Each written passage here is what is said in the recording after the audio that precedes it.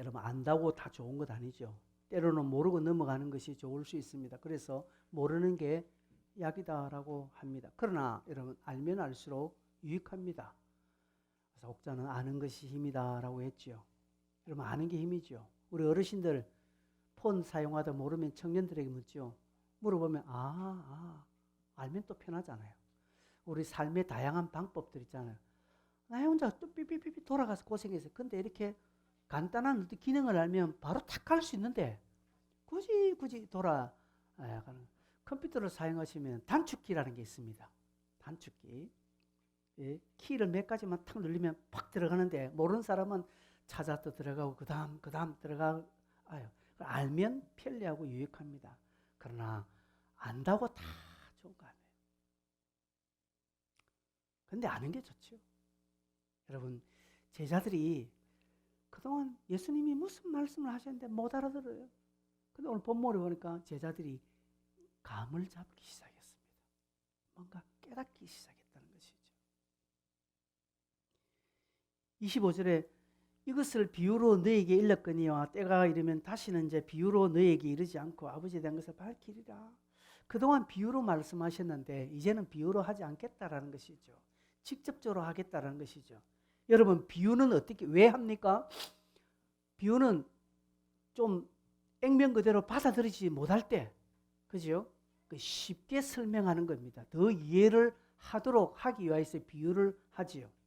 그래서 비유는 상대방의 수준 따라 다릅니다. 조금 상대방 수준 따라 그죠? 비유는 좀 달라집니다. 아이에게는 더 쉬운 비유를 합니다. 어른들에게는 비유를 하지만 그래도 좀 약간 수준 있는 비유를 하지 않습니까? 제자들은 그동안 잘 알아듣지 못했어요. 수근구렸습니다, 서로가. 그래서 이게 어떤 일이냐 반론도 했습니다. 근데 오늘 보니까 29절 보니까 제자들이 말하되 지금은 밝히 말씀하시고 아무 비유로도 하지 아니하시니 우리가 지금 해야 하면서 약간 이제 제자들이 지금 뭔가 깨닫고 있다는 것이죠. 주님이 무슨 말씀을 하시는 것인가를 알 수 있다는 것이죠. 26절을 보니까 그날에 너희가 내 이름으로 구할 것이요 내가 너희를 위하여 아버지께 구하겠다 하는 말이 아닌 이제 제자들이 주님이 너희가 구해라는 것이 주님이 언제까지 너희들을 지금 뒷바라지하고 너희들 지금 코 닦아주고 하는 게 아니라는 것이죠. 이런 것을 제자들은 이제 조금씩 알아가는 것입니다. 특별히 28절에 보면 내가 아버지에게로서 나와 세상에 왔고 다시 세상을 떠나 아버지께로 가노라 하시니 지금 이런 몇 가지 어떤 단어를 통해서 제자들이 알아간다는 것이죠. 여러분 여기서 우리가 중요한 거 하나는요. 교훈이나 진리를 많이 안다고 해서 우리의 구원이 확실한 거 아닙니다. 구원은 무엇으로요? 구원은 믿음으로. 딱 믿는 믿음을 하지. 내가 진리를 많이 안다고 해서 내 구원이 확실해지고 진리를 모른다고 해서 구원이 희미해진 거 아니지요. 그러나 우리는 힘써 진리를 알아야 할 것은 진리를 알지니 진리가 너희를 자유케 하리라고 했습니다. 이 말은 진리를 알면 알수록 우리의 구원이 너무나 귀중한 증거가 되고 또 아는 만큼 우리는 확신에 거할 수 있기 때문에 주님은 진리를 알아라고 말합니다.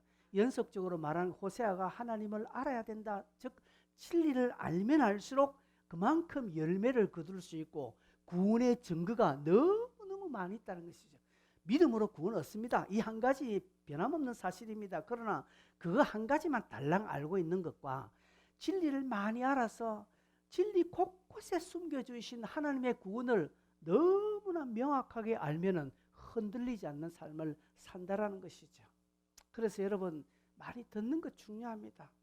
믿음은 어디서 나온다고요? 들음에서 나온다고 했습니다.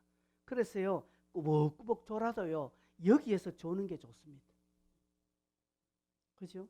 꾸벅꾸벅 다 보면 나중에 알아들어도 알아요. 어떤 분은요 또 이렇게 하다가 또 눈치서 아멘 합니다. 뭐 아멘 하는지 모르겠으나 꾸벅꾸벅 해가지고 이러다가 제가 큰 소리 뻥 치면 아멘 이렇게 합니다. 예.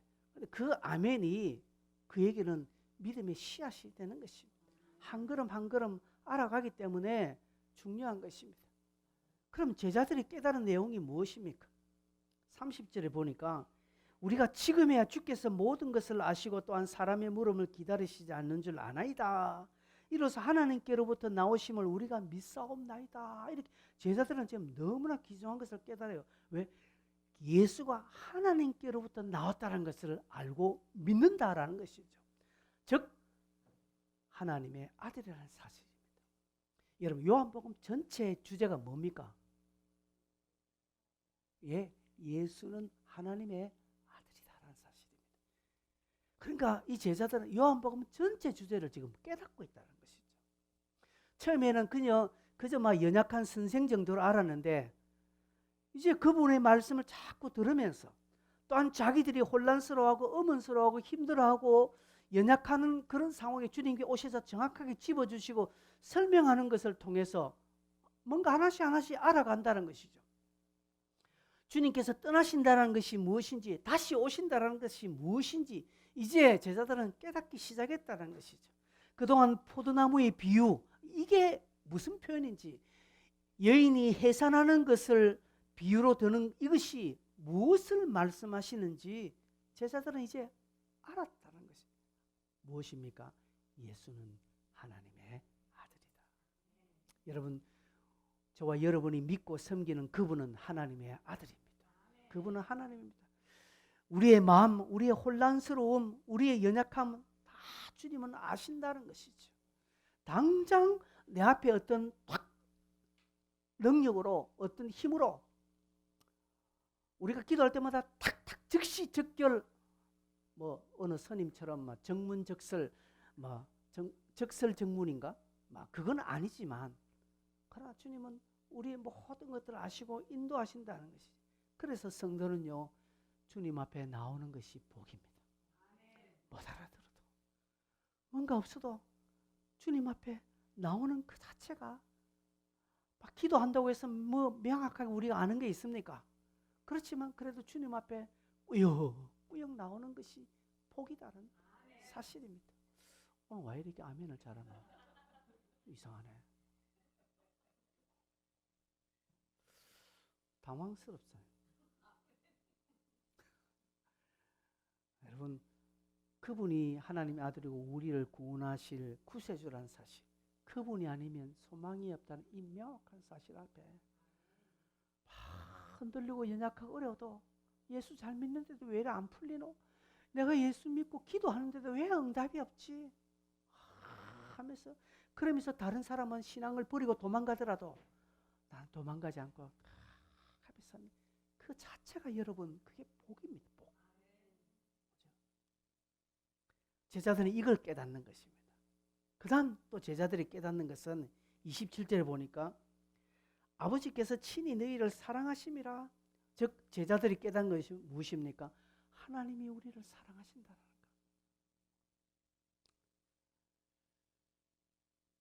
김연희가 엄마 아버지가 자기를 사랑한다는 것을 제가 지금 깨달을까요?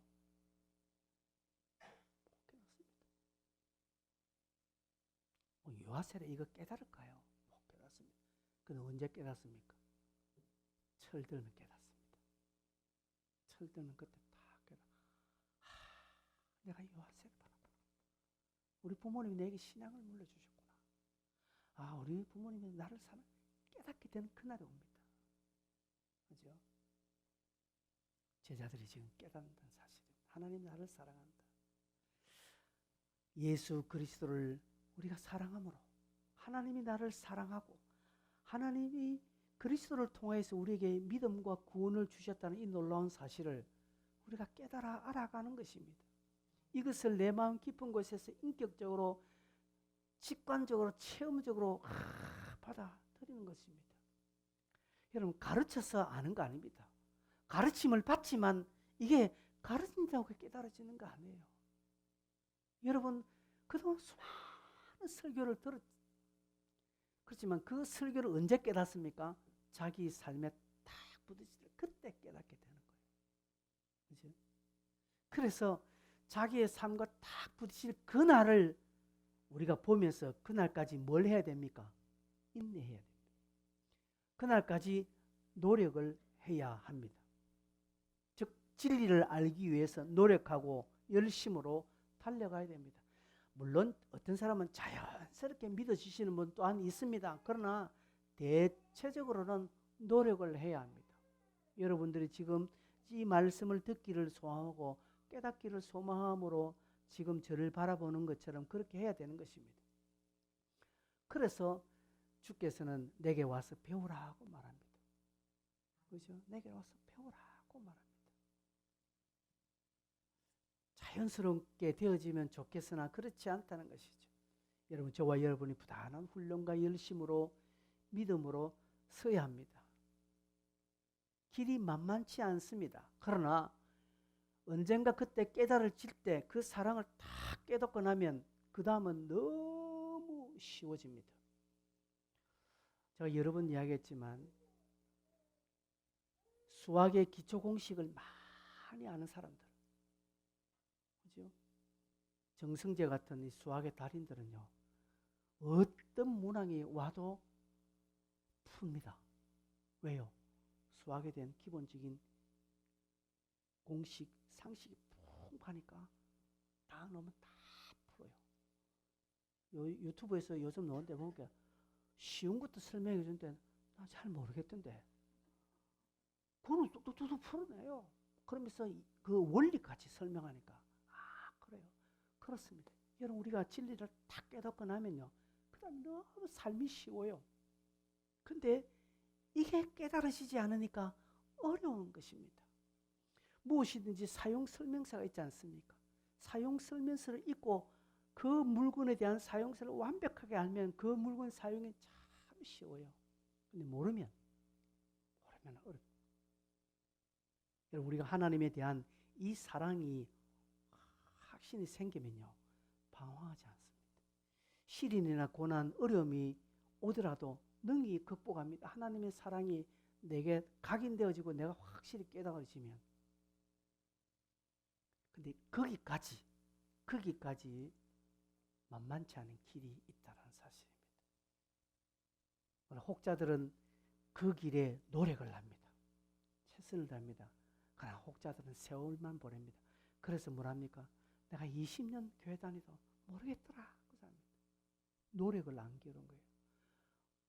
어떤 사람이 목사님, 저는 믿음이 안 자랍니다 라고 합니다. 그래서 제가 묻습니다. 네 성경 몇 독일 넣어? 네 기도 얼마나 안 해? 성경 안 읽어요. 기도 안 해요. 그러면서 믿음이 안 자란다고 합니다. 나는 왜 공부를 못 할까요? 왜 못 할까요? 공부 안 하니까 못 하는 거지요. 그거하고 똑같습니다. 예습, 복습, 나름대로 충실히 그 과목에 대한 공부를 열심히 하는 사람은 시험 성적이 잘 나와요. 마찬가지로 신앙생활에도 나름대로 이 진리 안에 거하려고 이걸 알도록 하기 위해서 막 달려가보고 막 부딪혀보고 넘어져보고 막 그렇게 가야 뚫어지는 것입니다. 그죠? 내가 실명을 안 밝히겠습니다. 우리 교회는 젊은 자매 하나 있죠. 요즘 안 노는데 말은 막 믿음 생활하는데, 근데 그 믿음 생활을 해놨는데 하나도 안 해요. 제가 책을 줬거든요. 요거 꼭 읽어라, 요거 꼭 해라, 내가 약속했습니다. 안 해. 아무것도 안 해. 그래 놓고 다른 사람한테 뭐 믿음이 안 자라니 어떤 거 그냥 가서 그냥 입을 그냥 찍고 싶은데, 여러분도 마찬가지입니다. 이 하나님의 사랑이 내게 확 깨달아지는 그때까지 우리는 부단하게 정말 전투 같은 삶을 살아야 됩니다. 근데 이게 딱 주어지면요, 이게 확 깨달아지면 그 다음엔 일사천리에 절대 흔들리지 않아요. 여러분, 믿음이 어중간하기 때문에 고생합니다. 적당하게 신앙생활을 하려다 보니까 갈등이 오는 거예요. 그냥 아예 믿음 생활을 확실하게 해버리면 갈등 안 옵니다. 안 옵니다. 여러분, 명절날 제사 지내는 것 때문에 갈등합니까 지금? 안 하잖아요. 그래, 갈등할 때 있었습니까 없었습니까? 초창기에 있었을 거예요.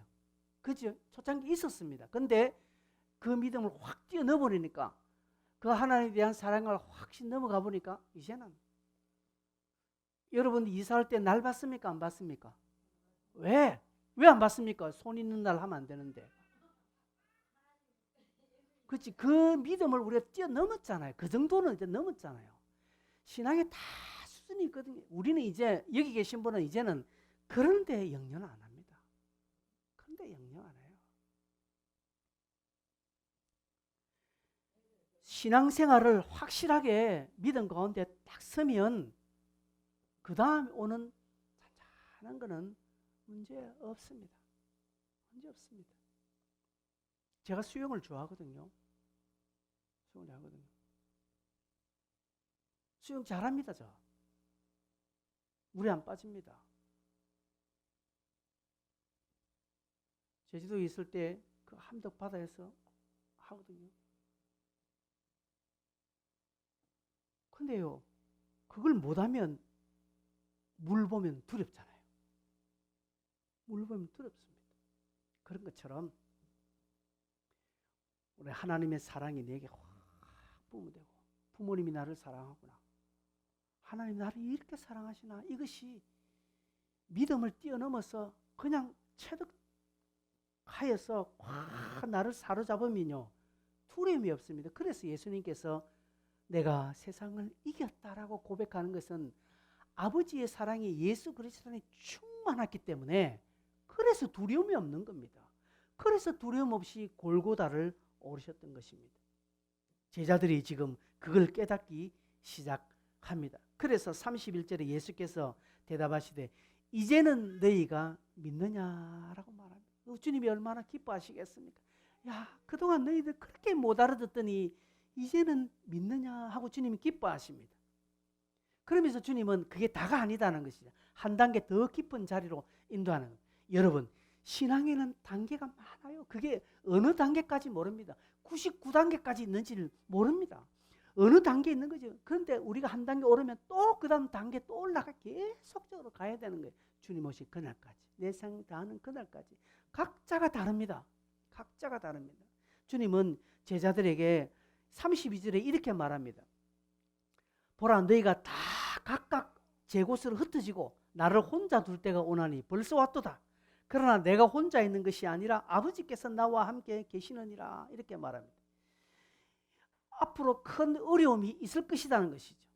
제자들은 두려워서 도망갈 것이고 주님은 쓸쓸히 혼자 남게 될 것인데 혼자 십자가에 달려 죽을 것인데 그러나 내가 두려워하지 않는 것은 아버지께서 나와 함께 하시기에 나는 넉넉히 감당할 수 있다는 것입니다. 십자가와 고난을 넉넉히 이기는 이유는 하나님이 함께 하신. 그래서 이 임마누엘 의식 굉장한 큰 믿음입니다. 주님이 나와 함께 하고 계신다는 사실. 이렇게 말씀하신 이유는 이렇게 제자들에게 너희들은 다 도망갈 것이고 결국은 내 혼자밖에 남지 않을 건데 그러나 난 두렵지 않다. 왜? 하나님이 나와 함께 하시기 때문에. 그렇게 말씀하신 이유는 도망가는 제자들을 책망하는 게 아닙니다. 너희는 다 나를 버릴 것이다 라고 하면서 너희는 도망가는 너희들 꼴 좋다. 그걸 미리 주님께서 책망하는 것이 아니라 주님은 쓸쓸히 내 혼자 짊어져야 할 이 짐은 너희들 그 누구도 도울 수 없다. 주님의 잔을 마실 수 없다라는 것이죠. 누구도 이 일에 관여할 수 없다라는 것이죠. 그러기에 우리는 아무것도 할 수 없는 것을 통해서 주님의 그 놀라우신 그 사역에 나는 아무 할 수 없는 것을 통해서 우리는 뭘 깨닫습니까? 은혜를 깨닫습니다. 은혜는 받을만 해서 받는 게 아니죠. 전혀 받을 수 없는 것인데 받은 것을 은혜라고 여기는 것입니다. 우리가 주님의 십자가에 우리의 구속에 관해서 저와 여러분의 한계 뭐 있습니까? 내가 구원받는 데 있어서 내가 조금 한 게 뭐 있습니까? 아무것도 없습니다. 이렇게 말하는 게 누구냐면 믿었잖아요. 믿었잖아요. 이 믿음을 공로로 여기는 아니에요. 그게 아니라는 사실입니다. 우리는 주의 놀라우신 사역에 주님의 잔에 아무것도 한 거 없습니다. 그래서 아무것도 하지 않음으로 인하여서 하나님의 더 큰 은혜를 누리고 평안을 누리게 된 자들이 되었다라는 것이죠. 그래서 예수님께서 너희로 내 안에서 평안을 누리게 하려 합니다. 내가 너희들 질책하는 거 아니다. 앞으로 내 혼자 있고 다 도망갈 건데 도망가는 너희들 내가 미리 지금 지적하는 게 아니라 이것을 통해서 너희가 참된 은혜와 평안을 경험하게 될 것이라는 사실입니다.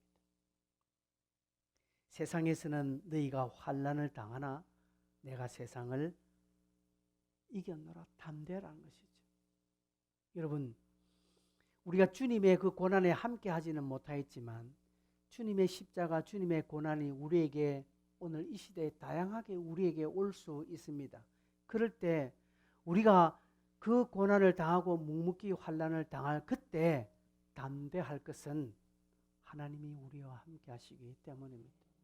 두려워하지 않을 이유는 하나님이 함께 하시는 것입니다.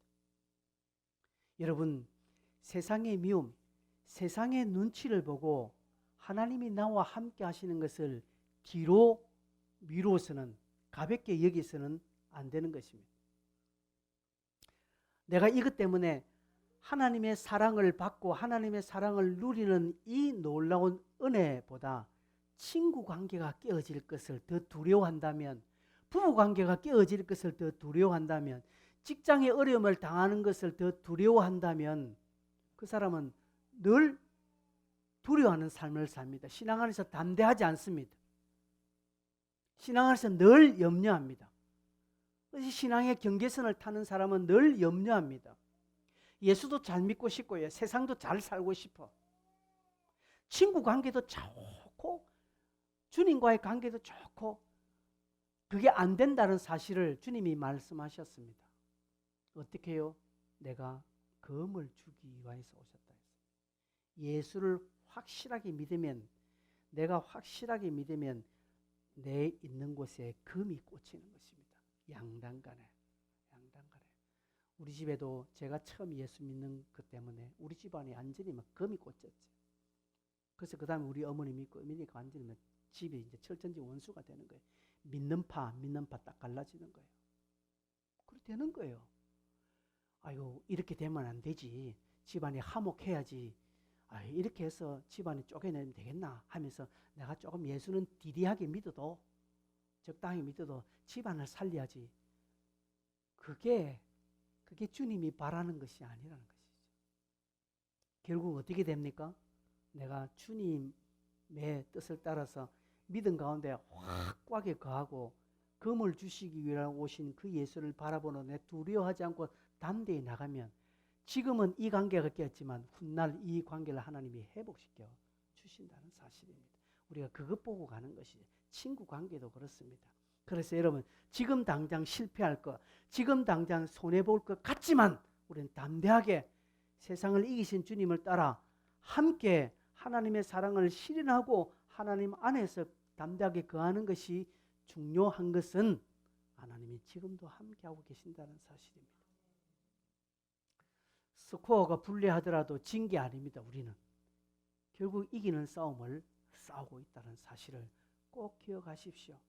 여러분, 하나님이 함께 하신다는 것은 우리의 가장 큰 능력이 되는 것입니다.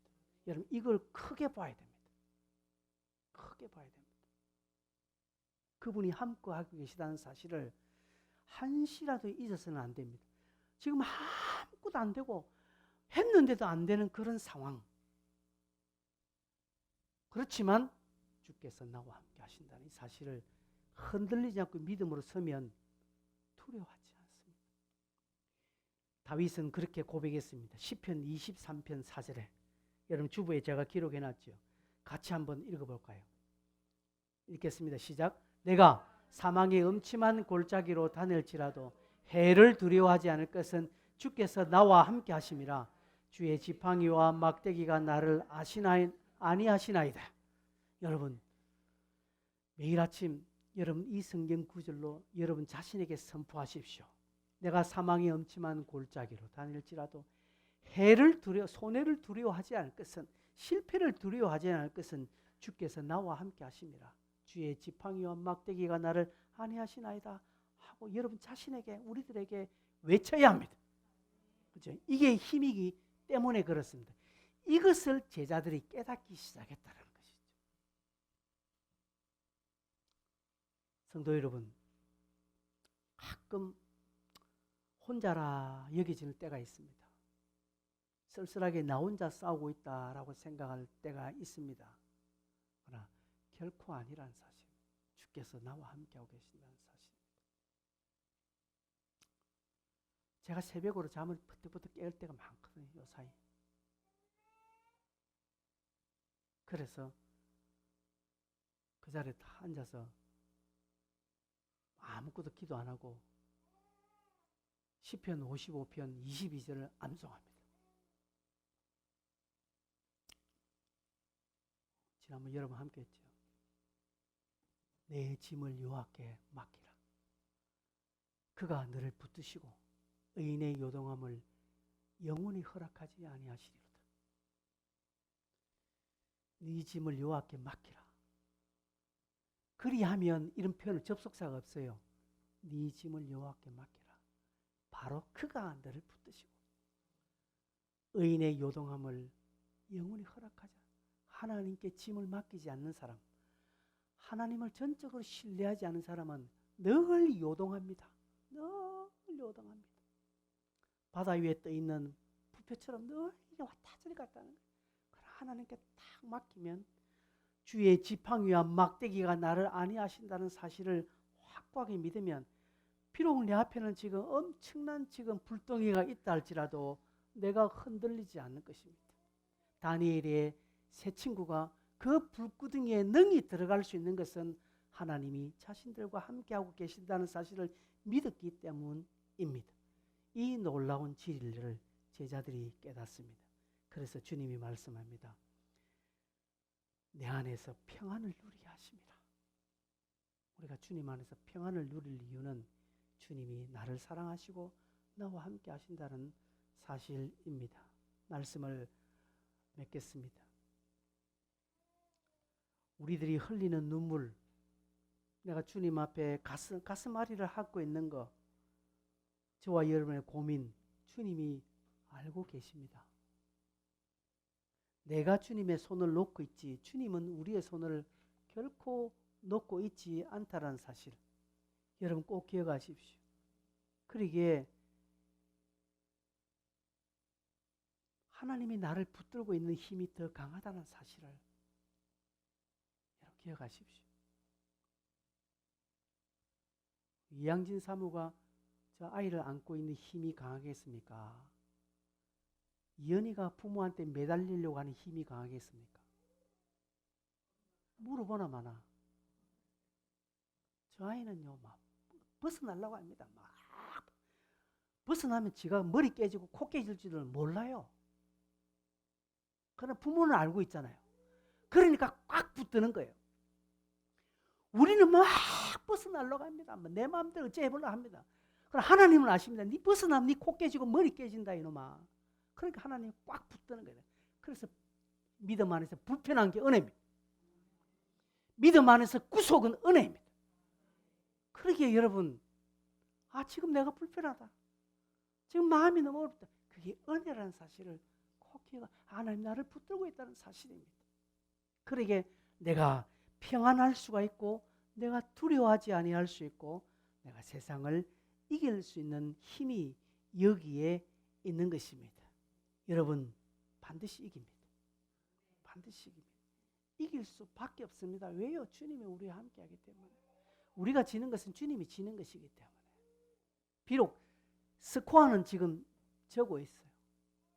배드민턴 안생이 보니까 17대 7로 치고 있는데, 와, 그 다음 치고 올라가는데 결국 22대 21로 이기는 거예요. 와, 대단한 거죠. 하나님 그렇게 만들어 주신다는 거예요. 역전하게 해주시니까 우리는 꼭 이 두 가지를 기억합시다. 하나님이 나를 사랑하고 계신다.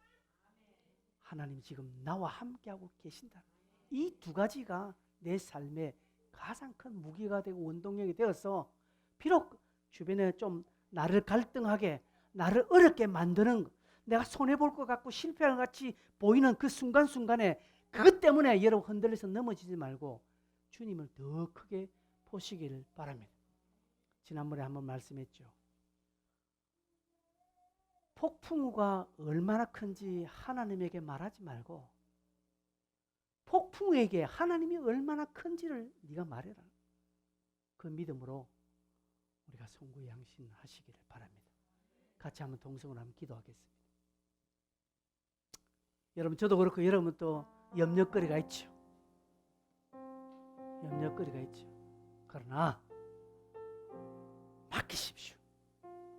맡기시면 하나님이 여러분의 담이 되어주시고 울이 되어주실 것입니다. 그래서 두 가지고 하십시오. 이 사랑에 흔들리지 않겠습니다. 이 임마누엘을 의심하지 않겠습니다. 주님, 주와 함께하게 해주십시오. 주님 도와주십시오.